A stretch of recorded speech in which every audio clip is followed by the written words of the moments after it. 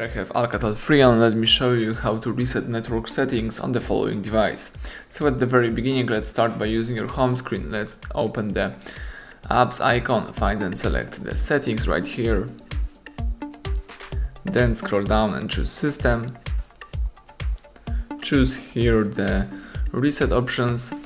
Select reset Wi-Fi, mobile and Bluetooth. Let's tap it. And this will reset all network settings, including the Wi-Fi, mobile data and Bluetooth. If you are aware of this, let's choose reset settings. Tap reset settings again. And network settings have been reset, so everything went well. Thank you for watching. Please subscribe our channel, leave thumbs up under the video.